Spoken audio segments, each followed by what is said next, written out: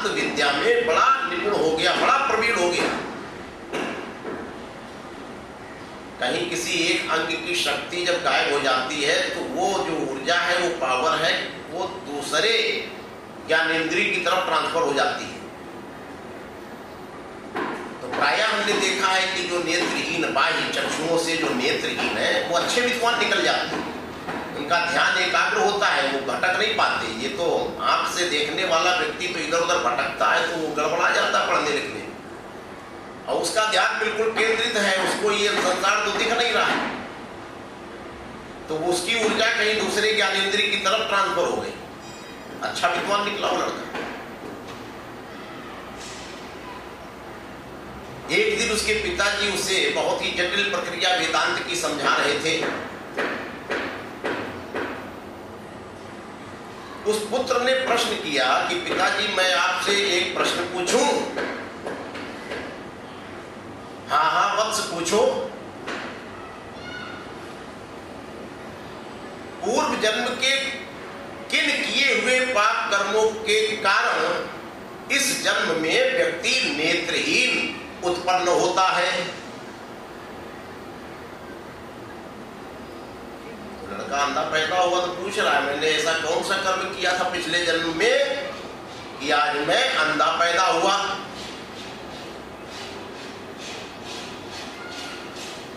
पिताजी ने अपना जो पुराणों में, जो शास्त्रों में उल्लेख आते हैं इस प्रकार के, जो पिछले जन्मों में छल करता है, चोरी करता है, कपट करता है, मित्र को धोखा देकर उसकी संपत्ति हड़प लेता है, अनेक इस प्रकार के उदाहरण देकर कहा कि इस प्रकार के कर्म करने वाला दूसरे जन्म में नेत्रहीन पैदा होता है। पुत्र ने सुन लिया। पुत्र ने कहा पिताजी लेकिन हम आपके इन विचारों से सहमत नहीं हैं। पिताजी को बड़ा आश्चर्य हुआ, मैं इतनी ऊंची बात बतला रहा हूं पुराणों में, शास्त्रों में लिखी हुई, और मेरा ही ये पुत्र मेरे विचारों से सहमत नहीं है।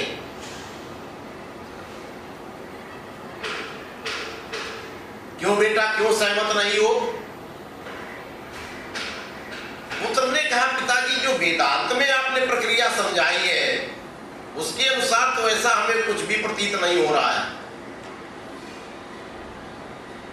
पिताजी ने पूछा मैंने वेदांत में ऐसा क्या समझाया, क्या पढ़ाया तुम्हें?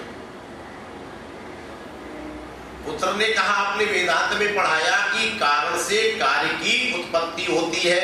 हाँ ये सही है,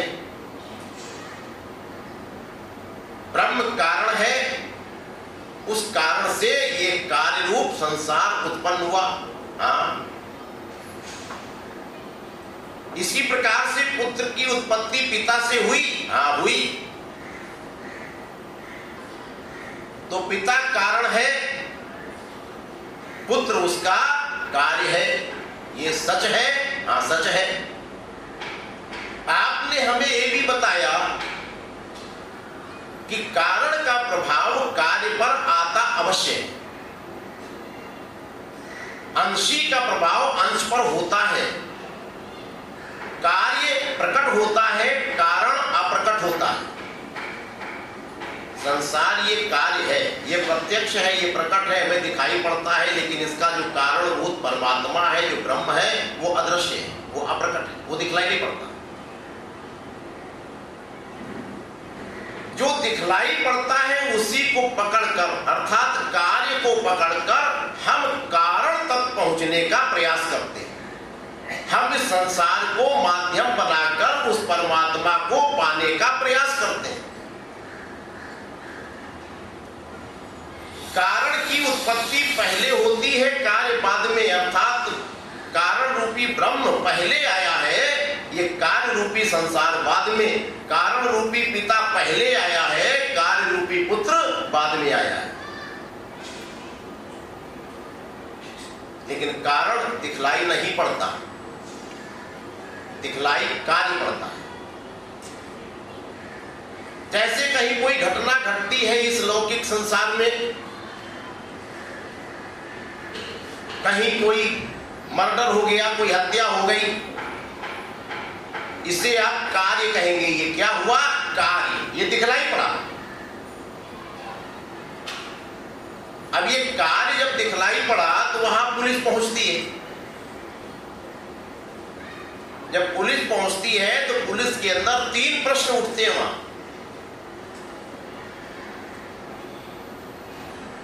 पहला प्रश्न ये उठता है कि ये मरने वाला व्यक्ति कौन है, इसका परिचय क्या है। आसपास के लोगों से पुलिस पूछती है, आप पहचानते हो, आप पहचानते हो, आप जानते हो इसे। ये पहला प्रश्न।